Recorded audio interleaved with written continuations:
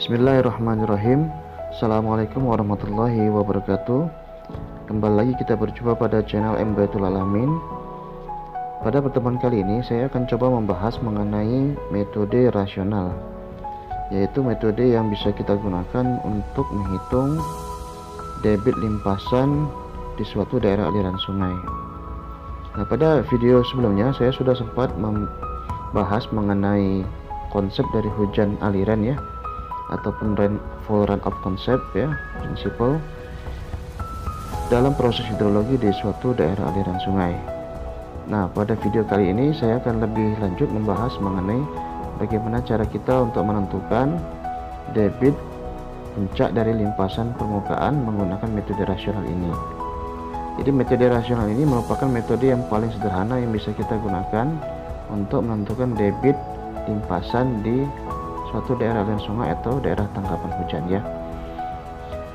Baik, sebelumnya saya gambarkan dulu untuk daerah aliran sungai kita, misalnya daerah catchment area ya, misalnya saya ilustrasikan seperti ini. Kemudian untuk aliran sungainya saya gambarkan seperti ini ya, misalnya seperti ini untuk daerah tangkapan hujannya.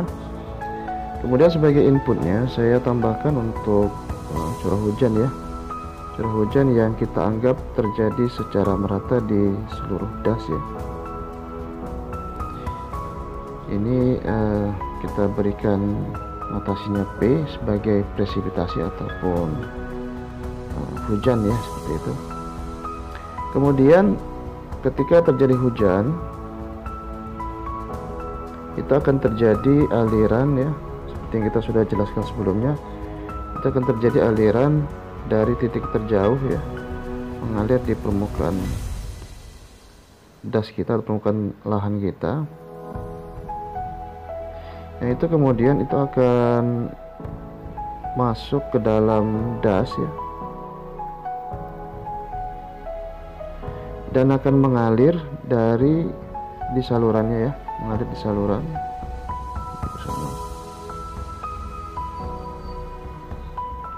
Kemudian nanti pada saat dia di titik outlet keluaran di sini, itu akan keluar sebagai yang namanya adalah debit ya.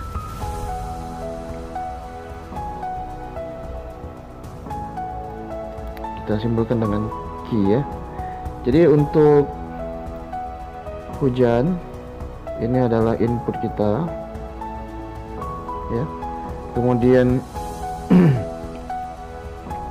Q ini adalah outputnya, dan das kita sendiri adalah sistemnya. Jadi sistem yang mengubah hujan ya, input tadi menjadi output keluarannya, debit.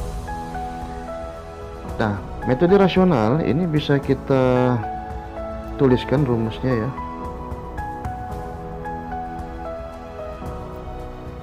Sebagai Q sama dengan 0,278 dikali C dikali I dan dikali dengan A. Ini rumus dari metode rasional ya. Jadi Q yang dimaksud di sini itu adalah debit limpasan tadi ya, dengan satuan meter kubik per detik.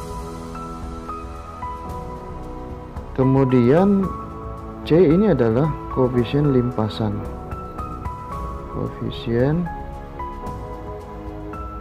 limpasan yang nilainya itu berkisar antara 0 sampai dengan 1 ya. Jadi kalau permukaan das kita ini semakin kedap ya, daerahnya lahannya semakin banyak yang terbangun, misalnya daerah perkotaan seperti itu, maka C ini cenderung akan mendekati 1. Artinya nilai koefisien limpasan tadi itu sangat besar, sehingga nilai Q itu juga artinya seluruh hujan yang jatuh di suatu permukaan das itu akan serta-merta terkonversi menjadi limpasan permukaan atau surface runoff. Adapun sebaliknya, kalau misalnya untuk daerah yang relatif masih terbuka ya, masih banyak daerah resapan, daerah yang belum terbangun, misalnya daerah pedesaan, maka nilai C juga itu akan semakin kecil mendekati 0, maka hujan yang jatuh tadi itu akan lebih banyak diserap di tanah sebagai infiltrasi dan hanya sebagian kecil ya yang menjadi limpasan permukaan. Nah, namun nilai C ini juga tidak hanya bergantung pada tata guna lahan ya. Ada beberapa literatur juga menyebutkan itu juga merupakan fungsi dari kemiringan lahan dan juga faktor dari jenis tanahnya ya. Artinya di sini ini merupakan kumulasi dari kemiringan lahan, kemudian jenis tanah dan juga tata guna lahannya seperti itu ya. Tapi umumnya itu berupa tata guna lahan. Nanti kita akan bahas lebih lanjut mengenai koefisien limpasan C ini. Nah, kemudian yang selanjutnya untuk parameter I ini adalah intensitas hujan ya, intensitas hujan dengan satuan milimeter per jam ya. Oh ya, untuk koefisien limpasan tadi ini tidak ada satuan ya, artinya tidak atau tanpa satuan seperti itu. Kemudian A ini adalah luasan dari das ya, luas dengan satuan kilometer persegi ya. Satuannya adalah kilometer persegi, itu adalah luasan dari keseluruhan daerah aliran sungai kita. Jadi metode rasional ini meskipun metodenya sederhana ya, tapi dia lebih cocok digunakan untuk daerah aliran sungai ataupun daerah tangkapan hujan yang relatif kecil ya. Jadi tidak terlalu besar, karena jika semakin besar maka perhitungan debit kita juga akan semakin, deviasi atau errornya juga akan semakin besar gitu. Karena metode rasional ini cenderung overestimate dari beberapa penelitian yang pernah saya baca ya. Nah, kemudian untuk selanjutnya kita akan coba membahas mengenai koefisien limpasan dulu ya. Jadi saya geser dulu ke halaman selanjutnya di sini. Jadi saya gambarkan ulang untuk das kita ya.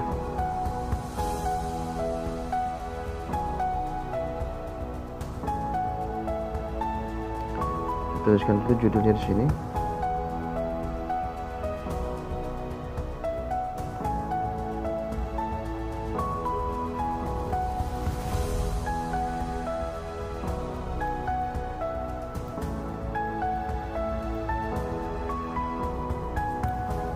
Jadi koefisien limpasan ini untuk menghitungnya dari metode rasional tadi ya, itu kalau misalnya suatu das kita itu terdiri dari berbagai jenis tata guna lahan, misalnya ada daerah vegetasi, daerah terbuka misalnya ya seperti taman, kemudian juga ada hutan dan sebagainya, kemudian juga ada daerah terbangun misalnya untuk pemukiman, kemudian juga ada daerah untuk daerah pusat kota untuk perkantoran misalnya seperti itu, atau daerah tata guna lahan lainnya misalnya daerah rawa atau daerah perairan, itu memiliki nilai koefisien limpasan yang berbeda-beda atau bervariasi. Nah, maka menggunakan metode rasional tadi, koefisien limpasan yang kita gunakan itulah merupakan koefisien limpasan rata-rata ataupun komposit ya dari seluruh daerah aliran sungai kita. Jadi misalnya saya ilustrasikan di sini itu terbagi ya, ini sebetulnya kasar saja ya, artinya tidak, sebetulnya idealnya tidak seperti ini karena dia wilayah untuk tata guna lahan ya biasanya lebih sangat bervariasi ya, karena untuk ilustrasi saja untuk kemudahan saya buat sederhana seperti ini ya. Jadi misalnya ini yang saya arsir, ini ada tata guna lahan yang pertama ya. Kemudian untuk selanjutnya di bagian sebelah sini ini tata guna lahan yang kedua ya, ini berbeda tata guna lahannya. Kemudian yang sebelahnya di sini, misalnya yang di sini, nah di sini misalnya. Ini juga berbeda ya tata guna lahan yang ketiga misalnya seperti itu. Kemudian misalnya di sini lagi tata guna lahan juga berbeda.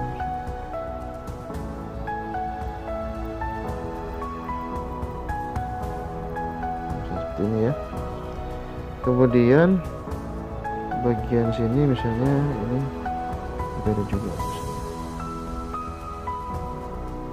Nah, seperti itu ya, jadi bervariasi sehingga di sini ada sebanyak 5 jenis tata guna lahan, bukan maka di sini kita buat C1 dan A1 ya. Jadi koefisien limpasan untuk tata guna lahan yang pertama dan luasannya adalah yang saya batasi ini. Ini adalah luasan untuk area 1 yang dimana koefisien limpasannya adalah koefisien limpasan C1. Begitu juga untuk yang sebelah kirinya, ini C2 A2 ya. Kemudian yang sini C3 A3, yang ini C4 A4, dan yang bawah sini adalah C5 A5. Nah seperti ini ya. Maka untuk menghitung koefisien limpasannya, kita menghitungnya menggunakan koefisien limpasan rata-rata, di mana nilai koefisien limpasan rata-rata itu kita rumuskan sebagai C bar sama dengan ya jumlah dari sigma CI dikali AI dibagi dengan A total.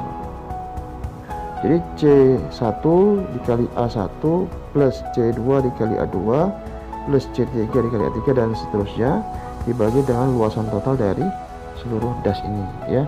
Nah ini diperoleh nilai koefisien limpasan rata-rata yang mewakili untuk keseluruhan das kita ini.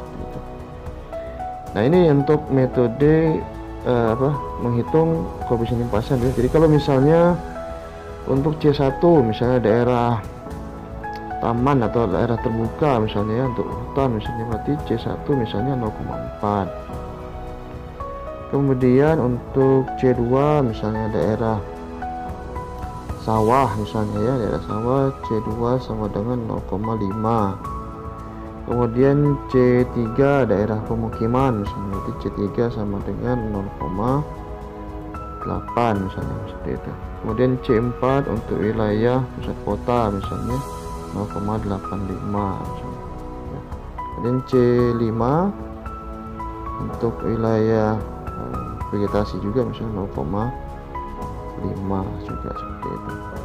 Nah jadi ini merupakan gabungan komposit dari keseluruhan das kita ya. Nah bagaimana untuk menghitung luasan ya? Luasan ini kita hitung misalnya menggunakan GIS ya. Kalau kalian bisa menggunakan GIS itu akan lebih mudah dan juga hasil lebih akurat ya. Tapi kalau tidak bisa menggunakan GIS ya, kita bisa menggunakan metode planimeter ya. Caranya itu adalah dengan menggunakan seperti grid ya, grid dengan ukuran yang sudah diketahui. Misalnya saya contohkan di sini untuk metode grid tersebut.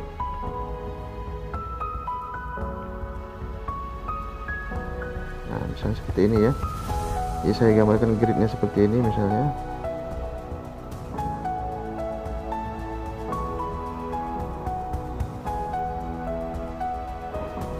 Nah, itu kalau kita pakai master lebih rapi ya.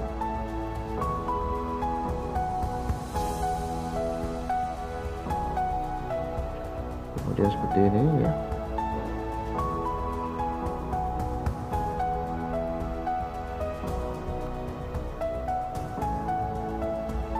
Nah, seperti itu ya. Nah, maka kita bisa menghitung luasan kotak ini jumlahnya berapa untuk masing-masing subdas. Misalnya yang tadi warna merah tadi ya, yang warna merah ini jumlah luasan kotaknya itu ada berapa, ini dihitung. Misalnya satu kotak ini ya, itu ukurannya adalah misalnya adalah 100 meter kali 100 meter ya. Nah, maka dia 1 hektar. Kalau misalnya kita ada 10 kotak ya, berarti dia 10 hektar seperti itu ya. Jadi kalau ada selisih-selisih seperti ini ya, misalnya daerah-daerah potongan seperti ini ya, berarti ya harus diestimasi ya, perkiraan seperti itu. Jadi ini tingkat kesalahannya juga lebih besar ya dibandingkan kalau kita menggunakan metode yang seperti GIS ataupun menggunakan AutoCAD misalnya, seperti itu juga. Tapi ya untuk sederhananya ya seperti itu. Artinya makin kecil ukuran grid kita itu, maka akan dihasilkan juga untuk perhitungan luasan yang semakin akurat. Itu untuk perhitungan koefisien limpasan rata-rata di metode rasional ya. Nah selanjutnya kita beralih ke metode untuk menghitung intensitas hujannya.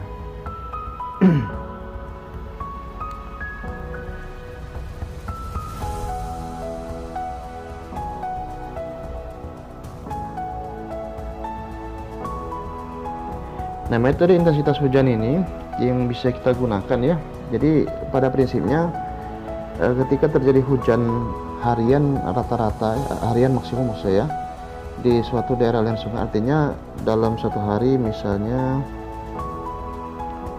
terjadi hujan selama misalnya itu adalah 6 jam totalnya ya, dengan distribusi hujan seperti ini. Nah, misalnya ya, ini jam pertama, jam 2, 3, 4, 5, 6 gitu. Seperti ini ya. Kemudian misalnya ini jumlah hujan di sini adalah tinggi curah hujannya maksudnya ya. Itu adalah misalnya 30 mm ya, 1 mm. Kemudian di sini adalah 15 misalnya seperti itu. Kemudian 10 ini 5, kemudian 3 dan 1 misalnya seperti ini ya. Maka jumlah total hujannya ya, P dalam satu hari itu sama dengan 30 plus saya tulis di sini saja, P sama dengan 30 plus 15 plus 10 plus 5 plus 3 plus 1 ya, sama dengan 45, 55,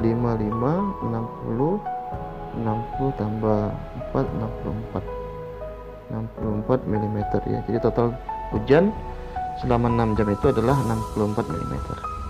Nah, misalnya dalam satu hari itu hanya terjadi hujan selama 6 jam ini saja, maka karena operator itu dalam pencatatan curah hujan itu mencatatnya per harian, misalnya dari jam 6 pagi hari ini, kemudian akan diukur lagi pada jam 6 pagi keesokan harinya, maka dianggap ini adalah curah hujan harian dalam satu hari ya, misalnya seperti itu.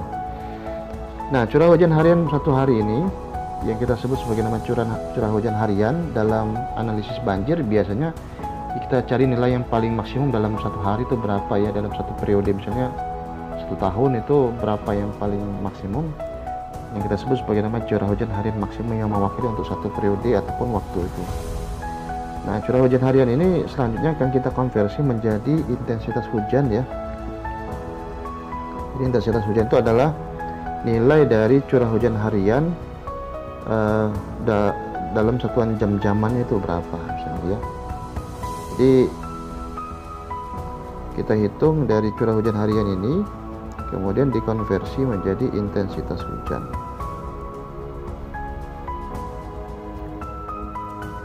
Nah, untuk menentukan metode intensitas hujannya atau menentukan intensitas hujannya, kita menggunakan metode yang disebut sebagai namanya metode Mononobe.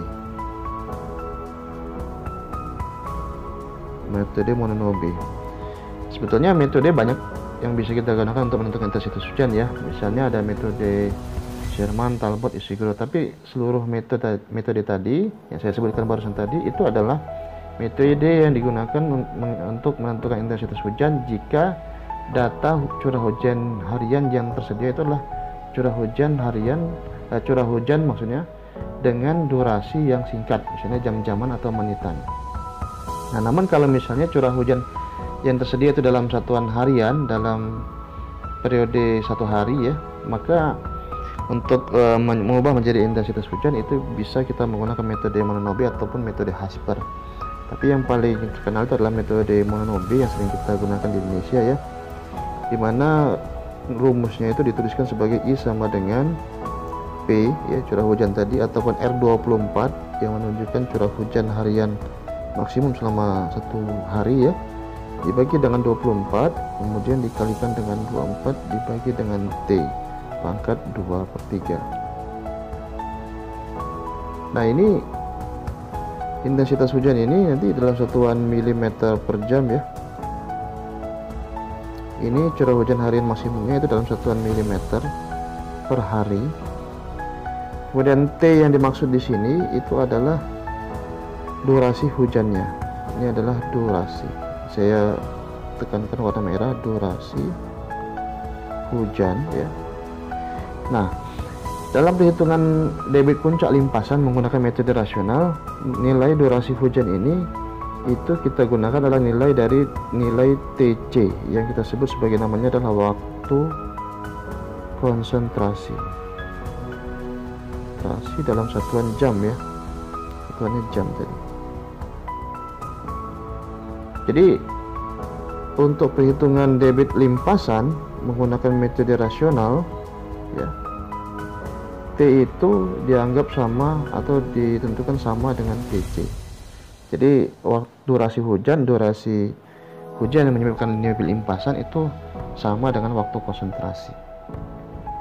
Nah, hal ini dilakukan karena pada saat durasi hujan itu mencapai atau sama dengan waktu konsentrasi, itu baru akan tercapai yang namanya debit puncak ya. Jadi saya kembali lagi dulu ke ini tadi, ke slide sini tadi ya.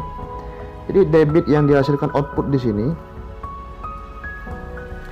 debit yang dihasilkan di output di metode rasional ini sesungguhnya itu adalah yang terjadi di lapangan ya. Itu bentuknya adalah seperti ini. Ini kita sebut namanya adalah hidrograf. Hubungan antara debit terhadap waktu yang bentuknya itu seperti ini. Jadi ini naik ya, kemudian puncak, kemudian dia turun seperti ini ya. Jadi debit ini dihasilkan oleh hujan misalnya dengan distribusi hujan jam-jaman atau 6 jam seperti yang sudah saya jelaskan sebelumnya tadi. Maka pada metode rasional ini yang dihitung sebetulnya adalah debit puncaknya di sini, IP ya, dengan waktu mencapai puncak kita sebut namanya TP ya. Jadi hanya debit puncaknya saja atau peak flow ya, peak flow, debit puncaknya saja. Jadi hanya pada satu waktu saja, yang dalam literatur disebut juga sebagai namanya adalah konsep dari steady state ya, state flow, steady state flow. Jadi untuk debit Q1 di sini sebelum naik puncak ya, Q1, kemudian Q2, puncaknya Q3, misalnya sini Q4, sini Q5. Nah, itu tidak dihitung dalam metode rasional ini.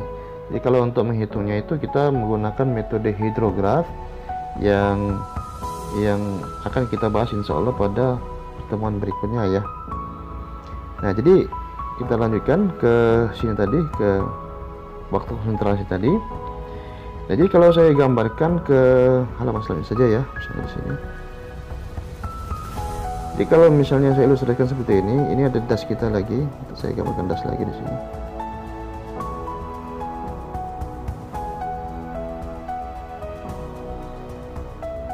Seperti ini ya. Kemudian saya gambarkan juga untuk titik keluarannya di sini lagi, outletnya ya, outlet point.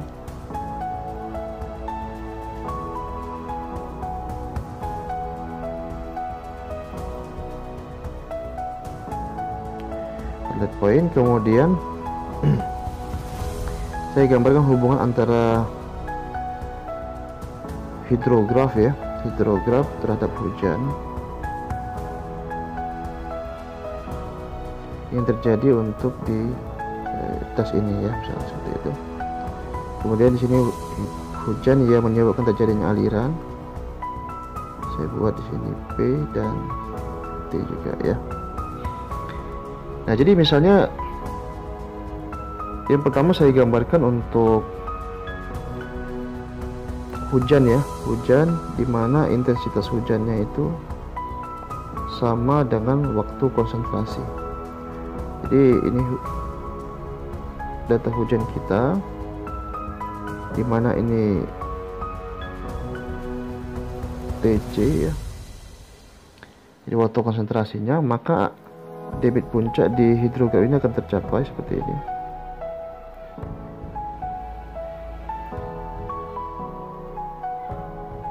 Nah, misalnya seperti ini ya.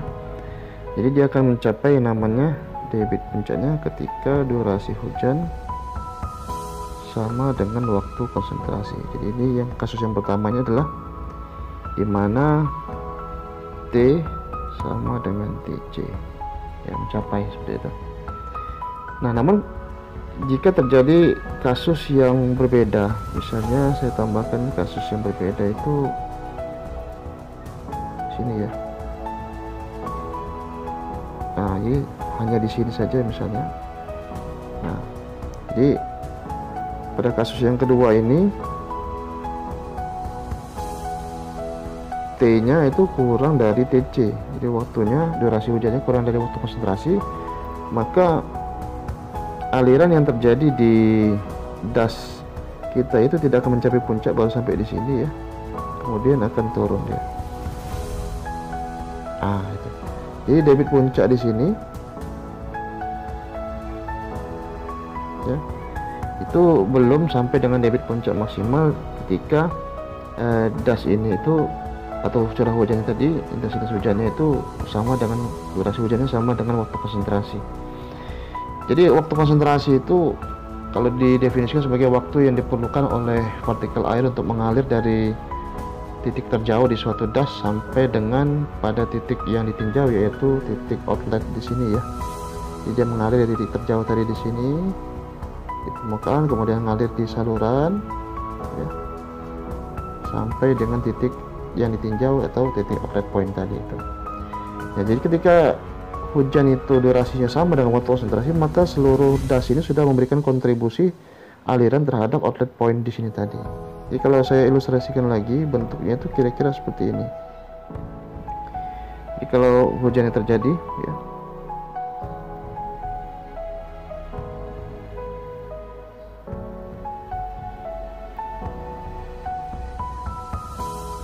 jadi kalau T sama dengan T kurang dari TC, misalnya kasus yang pertama T kurang dari TC, maka aliran itu baru berkonsentrasi, baru memberikan kontribusi daerah sini saja misalnya. Nah, baru bagian atas saja. Ini juga mungkin baru bagian sini. Ya. Tapi ketika dia sudah sama dengan waktu konsentrasi, jadi ini T kurang dari TC seperti itu ya. Tapi ketika dia sama dengan waktu konsentrasi, maka seluruh das ini sudah memberikan kontribusi aliran untuk outlet point atau titik keluaran di sini, outlet di sini ya. Nah, seperti itu.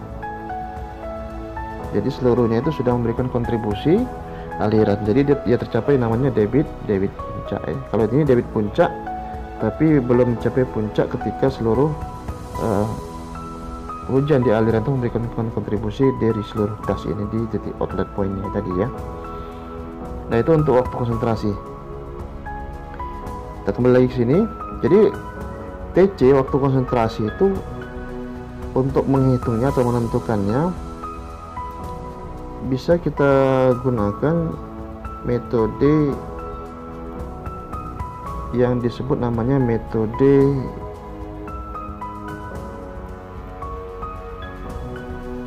Kirpich ya. Ada juga metode Hathaway. Sebetulnya banyak ya metode untuk menghitung waktu konsentrasi ini. Kalian bisa lihat di literatur itu banyak sekali metodenya, termasuk juga metode kinematic wave dan lain-lainnya ya, atau FDA juga ada. Tapi yang paling sering digunakan karena mudah juga itu metode Kirpich ini ya. Metode Kirpich sudah lama sekali ya. Ini kita bisa gunakan. Rumusnya itu adalah, kalau kita tulis di sini, TC itu sama dengan nilai dari 0,87 dikali dengan L kuadrat ya, dibagi dengan 1000 dikali dengan S ya, pangkat 0,385. Nah, seperti ini. Ini rumus dari waktu konsentrasi menggunakan metode Kirpich. dimana nanti TC ini dalam satuan jam ya, waktu konsentrasi yang diperoleh. Kemudian L ini adalah panjang lintasan air dari titik terjauh sampai titik yang ditinjau. Jadi misalnya tadi dari dust tadi itu, dari titik terjauh, dari remote point, dari titik di dust di permukaan lahan mengalir sampai ke titik yang ditinjau, yaitu outlet point di sini. Itu diukur ya, misalnya menggunakan GIS juga bisa, itu menggunakan GIS ya, L-nya itu dalam satuan kilometer. Jadi kita sebut namanya lah panjang lintasan dari titik terjauh, panjang lintasan air dari titik terjauh sampai kepada titik yang ditinjau di dust tadi itu ya. Kemudian untuk S-nya, yang S ini itu adalah kemiringan rata-rata dari daerah lintasan air ya. Nah, ini satuannya adalah meter per meter atau kilometer per meter ya, sama artinya kalau dibagi kan habis ya, tidak ada satuan seperti itu. Jadi kemiringan dari rata-rata daerah lintasan airnya.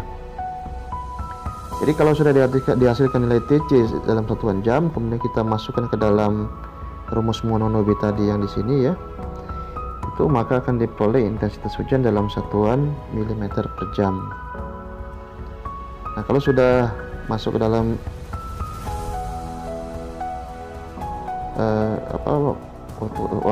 intensitas hujan tadi, maka nilai luasan yang sudah diperoleh juga menggunakan pengukuran dari GIS tadi, ini bisa kita masukkan juga untuk masing-masing subdas tadi atau total subdasnya ya. Maka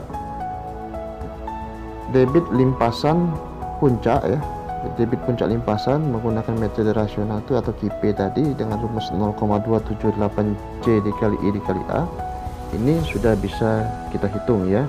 Nah, sehingga nanti diperoleh nilai KIP, yaitu adalah debit limpasan yang dihasilkan oleh intensitas hujan ya dari curah hujan harian maksimum tertentu, seperti itu ya. Jadi curah hujan harian maksimum tadi itu bisa kita tentukan terlebih dahulu dengan analisis frekuensi, baru kita hitung dengan rumus Mononobe intensitas hujannya, masukkan waktu konsentrasi dari rumus Kirchhoff tadi ya, kemudian dikalikan dengan koefisien limpasan rata-rata dan luas dust total, dikalikan dengan koefisien ini 0,278 itu adalah koefisien satuan ya. Jadi kalau untuk SI itu satuannya 0,278, hingga diperoleh nilai Q dengan satuan atau debit limpasan dengan satuan meter kubik per detik ya.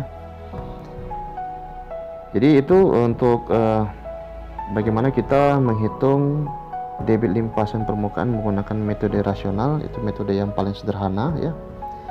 Mudah-mudahan bermanfaat. Terima kasih atas perhatiannya. Saya akhiri billahi taufik wal hidayah. Assalamualaikum warahmatullahi wabarakatuh.